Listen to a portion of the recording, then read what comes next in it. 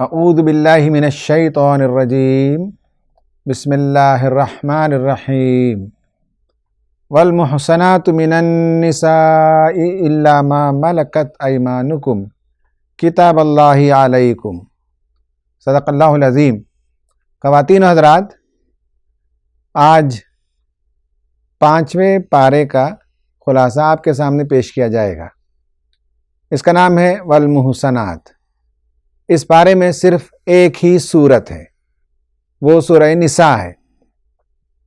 اس کا ایک ابتدائی حصہ کل کے پارے میں گزر چکا۔ آج اس پارے میں سورہ نساء میں 4 ڈسٹنکٹ مضامین پائے جاتے ہیں۔ پہلا اس کا سیکشن آیت نمبر 24 سے آیت نمبر 43 تک، 24 سے 43 تک۔ اس کا دوسرا سیکشن آیت نمبر 44 سے 57 تک۔ تیسرا سیکشن 58 سے 70، اور چوتھا سیکشن 71 سے شروع ہو کر آیت نمبر 147 تک۔ پہلا جو حصہ ہے اس میں شریعت کے قوانین کا مضمون آگے چل رہا ہے۔ کل تک شریعت کے 8 قوانین بیان کیے گئے۔ اسی قانون کا ایک حصہ یہ بھی ہے کہ بعض حرمتیں ابدیہ نہیں ہیں، پرماننٹ نہیں ہیں۔ وہ عورتیں جو کسی اور کے نکاح میں ہیں، جب تک وہ نکاح میں ہیں تمہارے لیے حرام ہے۔ جب وہ کسی وجہ سے نکاح سے آزاد ہو جائیں تب اس کے بعد تمہارے لیے وہ حلال ہوتی ہیں۔ تو اس طرح سے حرمت والے رشتوں کا بیان مکمل ہوتا ہے۔ اس میں بتایا گیا ہے کہ شادی کا مقصد کیا ہے۔ شادی کا مقصد یہ ہے کہ قرآن کہتا ہے اس جگہ محسنین غیر مسافحین، حسان میں لینا، قلعہ کی طرح حسن اس کو کہتے ہیں۔ شادی کرنے کے بعد عورت ایک معنوں میں قلعے کے اندر آ جاتی ہے، محفوظ ہو جاتی ہے۔ ایک معنوں میں وہ رانی بن جاتی ہے قلعے کی، گھر کا بادشاہ، گھر کا شہنشاہ اگر مرد ہے تو اس محل کی رانی عورت ہو جاتی ہے۔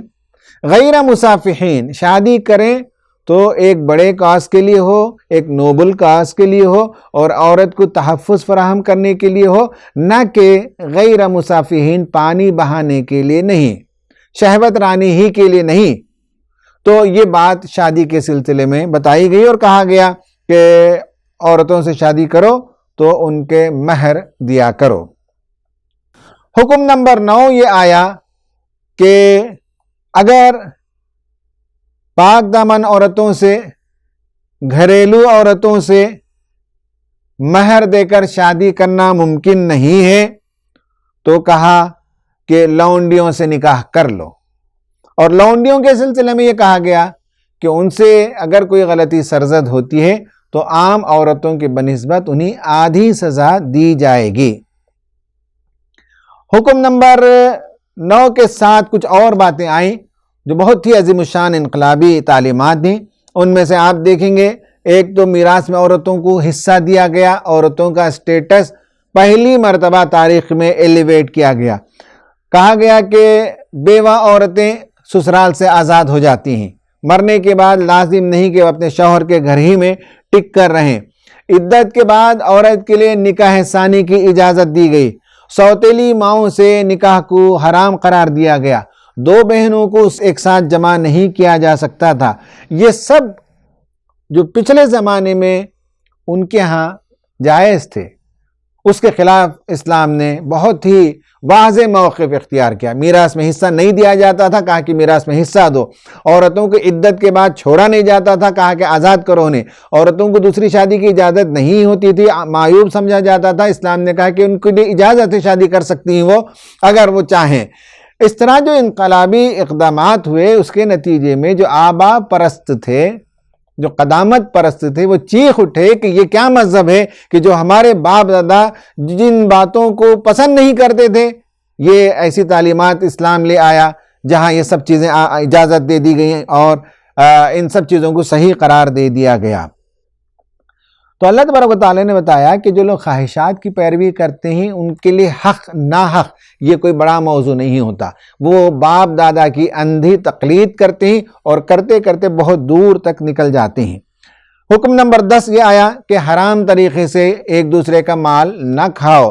حرام طریقوں میں رشوت بھی ہے، سود بھی ہے، غبن بھی ہے، دھوکہ بھی ہے، جوا بھی ہے، اور بھی بہت چیزیں ہو سکتی ہیں۔ حکم نمبر 11 آیا کہ ایک دوسرے کو قتل نہ کرو۔ اس آیت سے بعض لوگوں نے کہا کہ خودکشی نہ کرو، یہ بھی معنی لیا ہے۔ نمبر 12 کبائر سے اجتناب کرو، بڑے گناہوں سے بچو۔ امام غزالی رحمۃ اللہ علیہ نے لکھا ہے کہ کبائر میں 17 قسم کے گناہ آتے ہیں۔ آنکھ سے کچھ بڑے گناہ ہوتے ہیں، کان سے کچھ بڑے گناہ ہوتے ہیں، زبان سے کچھ بڑے گناہ ہوتے ہیں، ہاتھ سے، پیر سے، شرمگاہ سے، لقمہ جو کھایا جاتا ہے اس میں بعض حرام کا لقمہ ہوتا ہے۔ تو کبائر میں سے اس کی پوری تفصیل بیان کی گئی، بڑے بڑے گناہوں سے اگر بچو گے تو چھوٹے گناہ ہم معاف کریں گے۔ نمبر 13 حکم نمبر 13 یہ ہے کہ تمہارے درمیان آپس میں اگر کسی وجہ سے تنافس کرنا چاہتے ہو، کمپیٹ کرنا چاہتے ہو تو نیکیوں میں کیا کرو۔ بعض چیزیں اللہ تعالیٰ نے مقدر میں رکھ دی ہیں، کوئی کالا پیدا ہوتا ہے، کوئی گورا پیدا ہوتا ہے، کوئی حسین پیدا ہوتا ہے، کوئی بدنما پیدا ہوتا ہے، کسی کو اللہ تعالیٰ بہت اچھی آواز دیتا ہے، کسی کی آواز اچھی نہیں ہوتی ہے، کوئی لولا لنگڑا ہوتا ہے، کوئی صحیح سالم پیدا ہوتا ہے، کوئی مالدار کے گھر میں پیدا ہوتا ہے، کوئی غریب کے گھر میں پیدا ہوتا ہے۔ یہ تو اللہ تعالیٰ کی طرف سے ٹیسٹ ہے، لیکن اصل میدان ہے تمہاری کمائی کا۔ نیکیاں کماؤ تو تمہارے لیے ہے، برائیاں کماؤ تو تمہارے لیے ہے۔ تمہارا اصل میدان اس میں ہے کہ نیکیاں زیادہ سے زیادہ کماؤ۔ مرد جو کمائے گا اس کا اجر اسے ملے گا، عورت جو کمائے گی اس کا اجر اسے ملے گا۔ یہ کہا گیا کہ تمہیں تمہاری کمائی، مردوں کو ان کی کمائی کا حصہ ملے گا، عورتوں کو ان کی کمائی کا حصہ ملے گا۔ اس پر توجہ دو کہ تم کیا کما سکتے ہو، کیا نیکیاں سمیٹ سکتے ہو، کیا بھلائیاں اپنے اندر پیدا کر سکتے ہو، اس پر تمہاری توجہ ہونی چاہیے۔ نمبر 14 یہ کہا گیا کہ الرجال قوامون علی النساء، شادی کے انسٹیٹیوشن میں کون ہیڈ آف دا انسٹیٹیوشن ہوگا؟ قرآن نے بتایا کہ مرد ہوگا۔ یہ قوام کا مطلب ایڈمنسٹریٹر ہے، گھر کے انسٹیٹیوشن کا ہیڈ ہے۔ اس کو اور معنی جو لوگوں نے دے دیا جس میں عورت کو سیکنڈ گریڈ سٹیزن بنا دیا گیا، وہ قرآنی اسپرٹ کے مطابق نہیں ہے۔ گھر کے انسٹیٹیوشن کو چلانے، اسے قائم رکھنے والا مرد ہوتا ہے۔ نمبر 15 یہ بتایا کہ عورت سے اگر سرکشی ہو، سرکشی کے لیے لفظ استعمال ہوا نشوز۔ نشوز کا بعض لوگوں نے مطلب لیا کہ ایسی سرکشی جس سے خاندان کے ٹوٹنے کا اندیشہ ہو۔ سرکشی کی صورت میں عورت کو نصیحت کرو، خوابگاہ ان کے بستر الگ کرو، ضرورت پڑنے پر مارو، اور آخر میں حکم بٹھاؤ دونوں طرف سے تاکہ وہ مصالحت کر سکیں۔ حکم اس لیے نہیں بٹھانا ہے کہ رشتہ توڑ دیں، رشتے کو جمانے کے لیے وہ کوشش کریں۔ اگر یہ سب نہ ہو تو اس کے بعد جو ہے طلاق کی بات آتی ہے۔ کاؤنسلنگ کے لیے جو کیسز آتے ہیں ان میں خود ایسا کیس مجھے معلوم ہے کہ آج کی فلموں میں، آج کے سینما میں یہ دکھایا جاتا ہے کہ شادی کسی اور سے ہو سکتی ہے، دل کسی اور کے ساتھ ہو سکتا ہے۔ تعلیم کے زمانے میں جن سے دوستیاں تھیں ان دوستیوں کو باقی رکھتے ہیں اور شادی کسی اور سے ہوتی ہے، اور بعض مرتبہ شادیاں ٹوٹ جاتی ہیں اور وہی پرانی دوستیاں قائم رکھتے ہیں۔ تو ایک لڑکی نے صاف طور پر کہا کہ میرے ذاتی معاملات میں ان کو مداخلت کرنے کی کوئی ضرورت نہیں ہے۔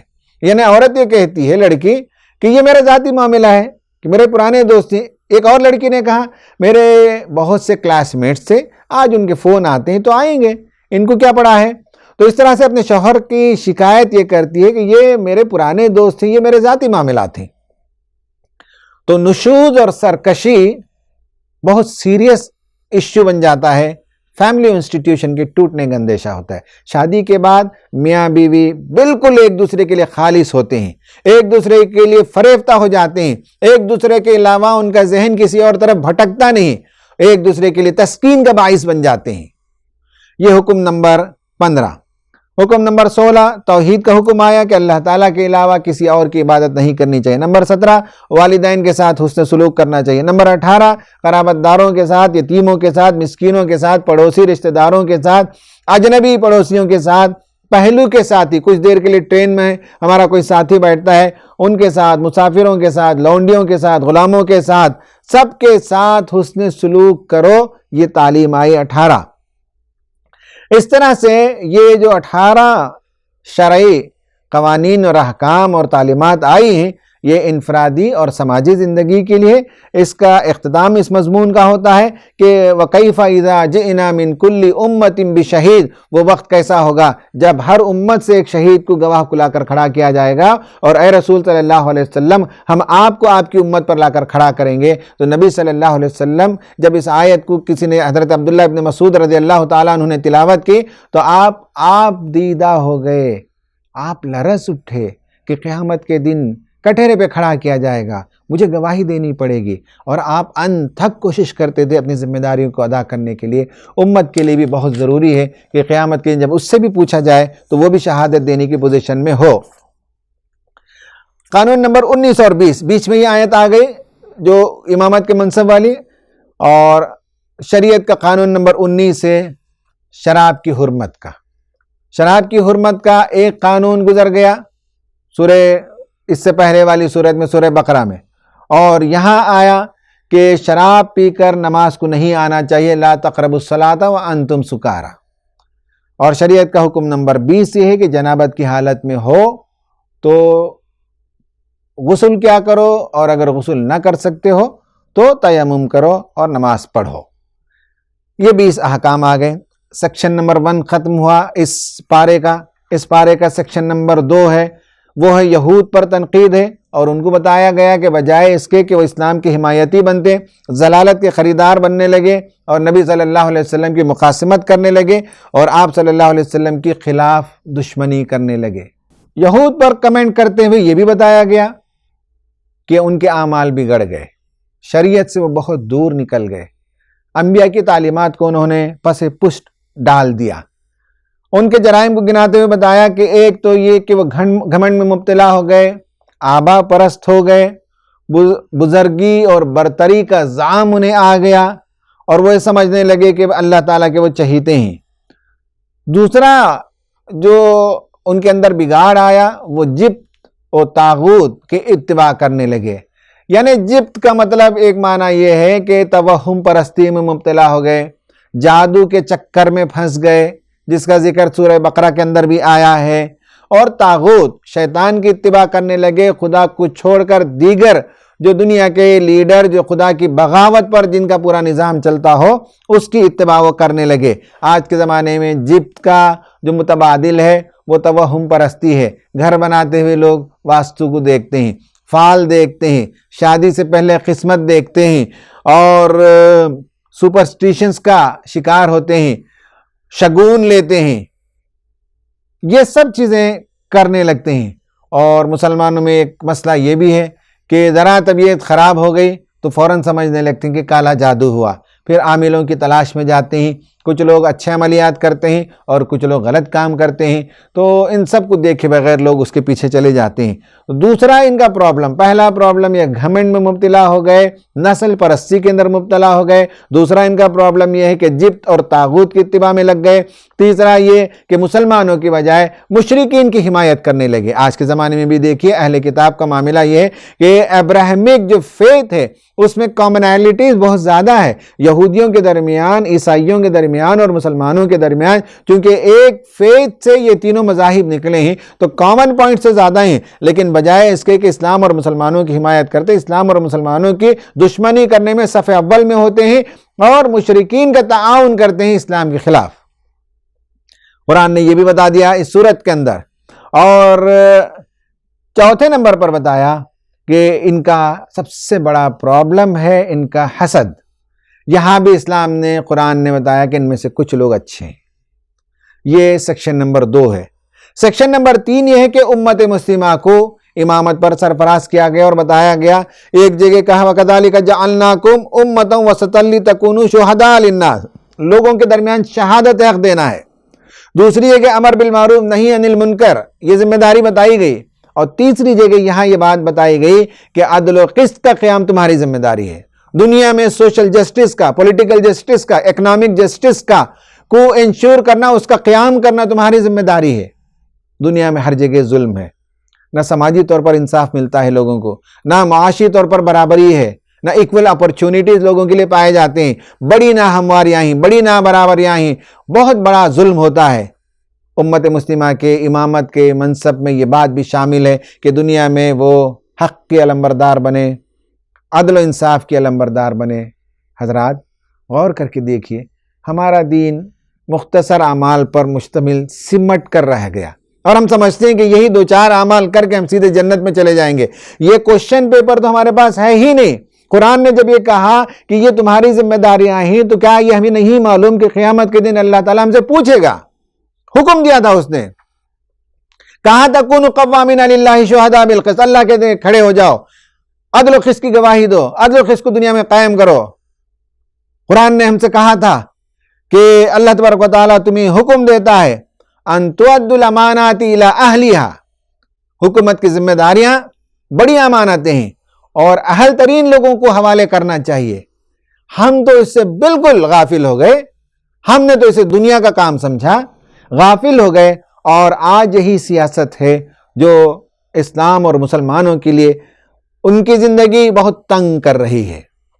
ہم نے اسے فراموش کر دیا، ہم نے اسے دین کا حصہ نہیں مانا، دنیا میں عدل و قسط کے قیام کو ہم نے کوئی ضروری کام نہیں سمجھا، ہم نے اسے چھوڑ کر شارٹ کٹ دریافت کر لیا کہ ہم جنت میں ایسے چلے جائیں گے۔ یہ کوشچن پیپر ہے، ہم سے پوچھا جائے گا، تو اللہ تبارک و تعالیٰ نے ہم سے کہا اور اس کے لیے بتایا وَأُولِي الْأَمْرِ مِنْكُمْ، تمہارے درمیان تمہارا ایک اولی الامر ہونا چاہیے۔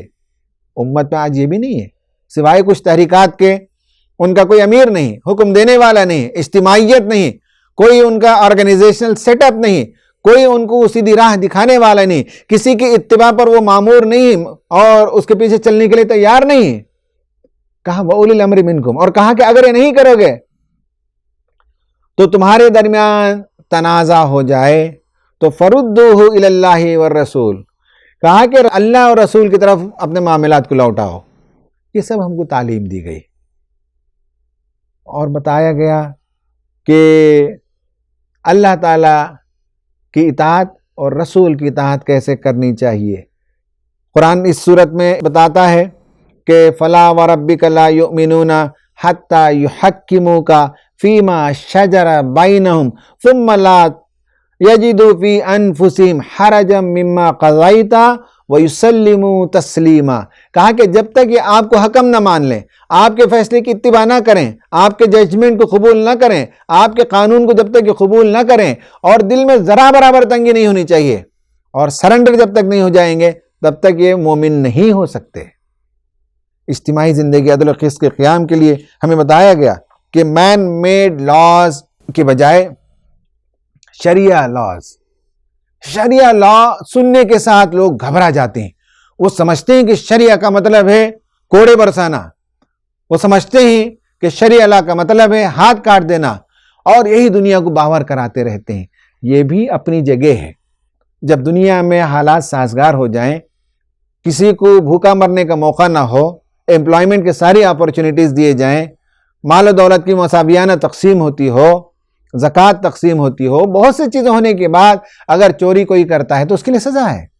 لیکن شریعت کہنے کے ساتھ لوگ سمجھتے ہیں شریعت کا مطلب جیسے اس سے پہلے آیا ہے، حلال کھانا بھی شریعت ہے، پڑوسیوں کے ساتھ حسن سلوک کرنا شریعت ہے، میراث کی تقسیم کرنا شریعت ہے، حرام رشتوں سے اجتناب کرنا شریعت ہے، حلال جو رشتوں کی فہرست ہے اس میں شادی کرنا شریعت ہے، شریعت والدین کے ساتھ حسن سلوک کرنا ہے، شریعت اللہ تعالیٰ کی عبادت کرنی ہے، شریعت شراب سے بچنا ہے۔ لوگ شریعت کا معنی جیسے ہی لفظ شریعت سنتے ہیں تو گھبرا جاتے ہیں۔ تو اس میں بتایا گیا کہ ہماری ذمہ داری ایک عادلانہ معیشت کے لیے کام کرنا ہے، عادلانہ سیاست کے لیے، عادلانہ سماج کے لیے کام کرنا ہے۔ آخری حصہ اس کا وہ ہے آیت نمبر 71 سے آیت نمبر 147 تک، وہ ہے اسلامی حکومت کے لیے قوانین ہے۔ پہلے آپ نے دیکھا کہ فرد اور سماج کے لیے قوانین، پھر نمبر 2 میں یہود کے طرز عمل پر تبصرہ ہے، نمبر 3 امت کو عدل و قسط کے قیام کے لیے تیار کیا گیا اور بتایا گیا کہ ان کی اجتماعیت ہو، ان کا امیر ہو، خدا اور رسول کی اتباع ہو اور خدا اور اس کے رسول کی شریعت کو آخری چیز تسلیم کیا جائے اور وہی ہمارے لیے زندگی میں اٹل ہے اور فیصلہ کن ہے، اس کے علاوہ مین میڈ لاز ان کی کوئی اہمیت نہیں ہے۔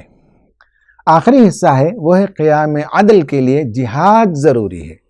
یہ ایک اسلامی ریاست کو تعلیم ہے کہ کہیں ظلم ہوتا ہو تو ظلم کے خلاف کھڑے ہونا، عدل و قسط کے لیے کام کرنا، اور جہاں لوگوں کو ایمان لانے کے لیے، اسلام قبول کرنے کے لیے اور اللہ تعالیٰ کی تعلیمات کو سمجھنے کے لیے بھی موقع نہ دیا جائے، لوگوں کے عقیدوں پر سوار ہو جائے، لوگوں کی عقلوں پر لوگ سوار ہو جاتے ہیں، نظام سوار ہو جاتے ہیں، تو ایسی جگہ جہاد کرنا ضروری ہوتا ہے۔ بالخصوص اس صورت میں بتایا گیا جہاں کمزور عورتیں، بچے دبا کر کچل کر رکھ لیے گئے اور وہ چیختے ہیں، پکارتے ہیں مدد کے لیے، تو ایسے لوگوں کی مدد کے لیے دوڑنا اور مدد کرنا یہ اسلامی حکومت کی ذمہ داری ہے۔ تو اس کے لیے جہاد کرنا چاہیے، جہاد کی تعلیم آئی، اور بالخصوص مظلومین کی حمایت کے لیے جہاد کرنے کی تعلیم آئی ہے۔ اس کا ایک پس منظر ہے، اس کے قوانین ہیں، اس کے جو لاز ہیں، وہ ساری چیزوں کو سمجھنے کی ضرورت ہے، اور اس کے لیے اسلامی حکومت کا ہونا ضروری ہے، اسلامی اجتماعیت کا ہونا ضروری ہے، اور پھر اس کے بعد اس کے طور طریقے کس طرح سے دعوت کو پہنچائیں، اور دعوت پہنچانے کے باوجود اگر اس کے لیے راستے جو ہے مسدود ہیں، بند کر دیے گئے ہیں، دیواریں کھڑی کر دی گئی، تو ان دیواروں کو گرانا تاکہ بندگان خدا کی گردنیں آزاد ہو اور وہ بندوں کی بندگی کے بجائے رب کی بندگی کی طرف آ سکیں۔ اس کوشش کا نام، اس جد و جہد کا نام جہاد ہے۔ منافقین کا ذکر آیا، طویل مباحث منافقین کے سلسلے میں سورہ نساء میں اور سورہ توبہ میں، یہ دونوں صورتوں میں آپ کو ملیں گے۔ یہاں کافی طویل ہے، اس میں منافقین کی صورتحال پر بحث کی گئی۔ اختصار کے ساتھ آپ کو میں بتاؤں گا کہ منافقین کون ہیں اور ان کا کیا رویہ ہوتا ہے۔ منافقین کی بہت سی کیٹیگریز ہیں۔ مولانا صدر الدین اصلاحی رحمۃ اللہ علیہ کی کتاب ہے حقیقت نفاق، اسے جب پڑھتے ہیں تو معلوم ہوتا ہے کہ 4 کیٹیگری کے لوگ ہیں، الگ الگ طریقے کے ہوتے ہیں۔ ان میں سے مصلحت کوش بھی کچھ لوگ ہوتے ہیں، کچھ سازشی لوگ ہوتے ہیں، کچھ کمزور ایمان والے ہوتے ہیں، اور کچھ مسلمان ہوتے ہیں لیکن ان کی دلچسپیاں جو ہے دونوں طرف ہوتی ہیں۔ اس طرح سے کیٹیگرائز کر کے بتایا گیا ہے۔ ان کے سلسلے میں الگ الگ لیولز ہیں، ان لیول کے مطابق ان کے ساتھ برتاؤ کیا جائے گا۔ نمبر 1 یہ بتایا گیا کہ منافقین تمہیں کوئی نقصان نہیں پہنچا سکتے، وہ فائدے کے حریص ہوتے ہیں، جہاں فائدہ ہوتا ہے اس طرف وہ دوڑ پڑتے ہیں۔ نمبر 2 حکم جہاد سے قبل وہ ایمان اور اخلاص کا دھمس جماتے تھے، اپنے آپ کو بہت بڑے متقی باور کراتے تھے اور دین کے حمایتی باور کراتے تھے، لیکن جب جہاد کا حکم آ گیا تو یوں ان پر غشی طاری ہونے لگی جیسا کہ موت کا وقت ہوتا ہے۔ نمبر 3 یہ ہے کہ ذمہ داریوں سے یہ فرار اختیار کرتے ہیں، کبھی ذمہ داری نہیں لیتے، رسپانسبلٹی کبھی شولڈر نہیں کرتے، باتیں بہت کریں گے لیکن کوئی ذمہ داری نہیں لیں گے۔ جب ذمہ داری لینے کا موقع آئے گا تو ان کے پاس بہانے ہوتے ہیں، کبھی طبیعت کی ناسازی ہوتی ہے، کبھی بیوی بچوں کا مسئلہ ہوتا ہے، کبھی کھیتی کا مسئلہ ہوتا ہے، کبھی تجارت کا مسئلہ ہوتا ہے، کبھی گرمی کا مسئلہ ہوتا ہے، بہت سے یہ تعویلات اور بہانے بناتے ہیں، ذمہ داریاں کبھی اختیار نہیں کرتے۔ اور اس کے بعد 4تھے نمبر پر یہ بتایا گیا کہ یہ سازشی ہوتے ہیں، مسلمانوں کی صفوں کے اندر دراڑ پیدا کرنے کے لیے، مسلمانوں کی جمعیت کو پارا پارا کرنے کے لیے، ان کا شیرازہ بکھر جائے، اس کے لیے وہ تگدو کرتے ہیں اور سازش کرتے ہیں اور کفار و مشرکین اور یہودیوں کا ساتھ دیتے ہیں۔ اور نمبر 5 بتایا گیا کہ یہ افواہیں پھیلاتے ہیں، ادھر کی بات ادھر اور ادھر کی بات ادھر، تاکہ مسلمانوں کے اندر پست ہمتی پیدا ہو جائے، مسلمان ڈر جائیں، مسلمان دبک جائیں۔ یہ ہمارے بھی بہت سے لوگ کرتے رہتے ہیں، ایسی ایسی باتیں پھیلاتے رہتے ہیں، افواہیں پھیلاتے رہتے ہیں، بغیر کسی تحقیق کے چیزوں کو پھیلا دیتے ہیں۔ بعد میں پتہ چلتا ہے کہ یہ واقعہ 5 سال پہلے کا ہے، یہ ہندوستان کا واقعہ نہیں، کہیں اور ملک میں ہوا، لیکن لوگ بتاتے ہیں کہ اس طرح سے مسلمانوں کو مارا جا رہا ہے، پیٹا جا رہا ہے، فلاں کیا جا رہا ہے۔ تو یہ افواہوں ہی کی شکل میں سے ایک شکل ہے جو ان ویریفائڈ جو news and video clips viral کرتے ہیں، یہ سب غلط کام ہوتا ہے۔ اور کہا کہ ان کے ساتھ، منافقوں کے ساتھ کیا رویہ اختیار کرنا چاہیے۔ بعض لوگوں کے ساتھ کہا گیا کہ سلام کلام باقی رکھیں، ابھی سختی نہ کریں۔ سورہ توبہ میں جا کر ان کے ساتھ کہا ہے سختی کریں ان کے ساتھ، لیکن ابھی سورہ نساء میں سخت رویہ نہیں آیا۔ البتہ یہ جو سازشی منافقین ہوتے تھے، جو دشمنوں کے ساتھ مل کر کبھی مسلمانوں پر حملہ آور ہوتے تھے، تو ان کے سلسلے میں بتایا کہ دارالحرب میں رہتے ہوئے منافقین کو چاہیے کہ اگر وہ مومن ہیں تو وہاں سے نکل کر آئیں اور مدینہ آ جائیں، ہجرت کریں۔ ہجرت کرنا اس زمانے میں ضروری تھا۔ وہاں رہ کر دشمنوں کی صفوں میں اسلام کا دعویٰ کریں گے تو ان کا اسلام کا دعویٰ جھوٹا ہو رہا تھا، تو کہا گیا کہ وہ ہجرت کر کے آئیں۔ اور کسی وجہ سے جب جنگیں ہوتی ہیں، غزوات اور سریات، بڑی جنگیں چھوٹی جنگیں ہوتی تھی، تو اس میں اگر جو آدمی مسلمان ہونے کا دعویٰ کرے اور وہ کافر قوم کے ساتھ مل کر جنگ لڑے تو اسے قتل کر دو۔ دوسرا یہ کہا گیا کہ اگر وہ کنارہ کش ہو جائیں، اپنی قوم کے ساتھ مل کر مدینے میں چڑھائی نہ کریں تو انہیں درگزر کرو، جا کر وہ اپنی قوم سے واپس چلے جائیں، اپنے وطن چلے جائیں، لیکن وہ حملہ نہ کریں۔ اگر مومن کو وہ غلطی سے قتل کر جائیں تو اس کے لیے کفارہ یہ ہے کہ غلام کو آزاد کرنا پڑے گا یا خون بہا دینا پڑے گا یا پے در پے 2 مہینے کے روزے رکھنے پڑیں گے، اور اگر مومن کا قتل عمد ہوا ہے تو اس کی سزا جہنم ہے۔ تو الگ الگ کیٹیگرائز کر کے بتایا گیا کہ 4 لیول کے رویے ہیں ان کے ساتھ جو اختیار کیا جانا چاہیے۔ لیکن یہ بات یاد رہے کہ جب روح قبض کرنے کے لیے فرشتے آئیں گے تو ان کے منہوں پر ماریں گے، ان کے چہروں پر ماریں گے، ان کو بتائیں گے کیا دنیا کی اللہ تعالیٰ کی زمین وسیع نہیں تھی؟ کیا تم ہجرت کر کے نہیں آ سکتے تھے؟ تم نے منافقانہ رویہ اختیار کیا، اس وقت ان کا حال بہت برا ہوگا۔ اسلامی حکومت کو جہاد کی تعلیم دی گئی، بیچ میں منافقین کی بحث آ گئی، اسی میں ایک اور بحث بھی آ گئی، شریعت کا ایک قانون آ گیا، وہ ہے صلاۃ الخوف۔ جنگ کی حالت میں بھی نماز بہت امپورٹنٹ ہے، اور بتایا گیا کہ اگر 2 رکعت کی نماز ہو رہی ہے قصر کی تو نبی صلی اللہ علیہ وسلم امامت کریں گے، اور ایک گروپ آ کر رسول صلی اللہ علیہ وسلم کے پیچھے 1 رکعت نماز پڑھے گا اور پیچھے واپس چلا جائے گا، ہتھیار کو سنبھال لے گا۔ دوسرا گروپ آئے گا اور وہ دوسری رکعت میں نبی صلی اللہ علیہ وسلم کے ساتھ شامل ہو جائے گا، باقی جو 1 رکعت ان کی رہ جائے گی وہ بعد میں اسے پورا کر لیں گے۔ اس طرح سے خوف کی حالت میں، جنگ کی حالت میں، میدان جنگ میں بھی نماز کی تعلیم دی گئی۔ لیکن یہ بتایا گیا ان الصلاۃ کانت علی المؤمنین کتابا موقوتا، مسلمانوں کی لازم ہے کہ وقت پر نماز پڑھیں، حالت امن ہو جائے تو اپنے وقت پر جس طرح سے تعلیم دی گئی ویسی نماز پڑھنی چاہیے۔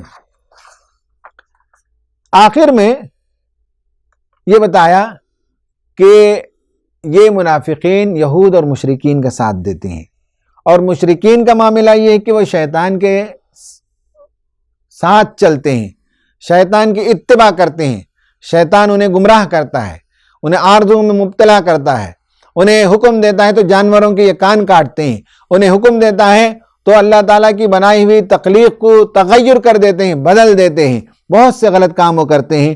تو بتایا کہ یہ مشرکین کا یہ رویہ ہے، مشرکین کے ساتھ اللہ تعالیٰ کی مدد نہیں ہے، تم اگر صحیح راستے پر چلتے رہو تو اللہ تعالیٰ تمہارا حامی و ناصر ہوگا۔ آگے یہ بتایا گیا کہ مرد اگر نشوز کرے، مرد سے اگر بدسلوکی کا امکان ہو تو صلح صفائی کرو، سماج کے لوگ مل کر اسے نصیحت کریں، اسے سمجھائیں اور خاندان کے انسٹیٹیوشن کو باقی رکھیں۔ بیویوں کے درمیان عدل کرنے کا حکم دیا گیا کہ 4 شادیاں کرنے کی اجازت اس صورت کے ابتدائی حصے میں آئی ہے۔ اختتامی حصے میں یہ کہا گیا کہ اگر تم عدل نہیں کر سکتے ہو تو ایک بیوی پر اکتفا کرو۔ آخر میں وہ آیت آئی کونوا قوامین بالقسط شہداء للہ، اللہ تعالیٰ کے لیے گواہی دینے والے، عدل و قسط کے لیے کھڑے ہونے والے بنو۔ پھر منافقین کا تذکرہ آیا، ان المنافقین یخادعون اللہ وہو خادعہم، یہ اللہ تعالیٰ کو دھوکہ دیتے ہیں، اللہ تعالیٰ نے ان کو دھوکے میں ڈال دیا ہے، اور قیامت کے دن ان المنافقین فی الدرک الاسفل من النار، جہنم کے سب سے نچلی سطح میں جائیں گے اور ان کے لیے سخت ترین سزا ہے وہاں۔ تو اس پر یہ پارہ ختم ہوتا ہے۔ اللہ تعالیٰ سے دعا ہے کہ جو شریعت کے احکام آئے ہیں اس پر عمل کرنے کی توفیق عطا فرمائے۔ بنی اسرائیل کا جو طریقہ رہا ہے اس سے بچنے کی توفیق عطا فرمائے، اور عدل و قسط کے قیام کے لیے دنیا میں کھڑے ہونے کی اللہ تعالیٰ ہمیں توفیق اور سعادت عطا فرمائے۔ آمین۔ وآخر دعوانا ان الحمد للہ رب العالمین۔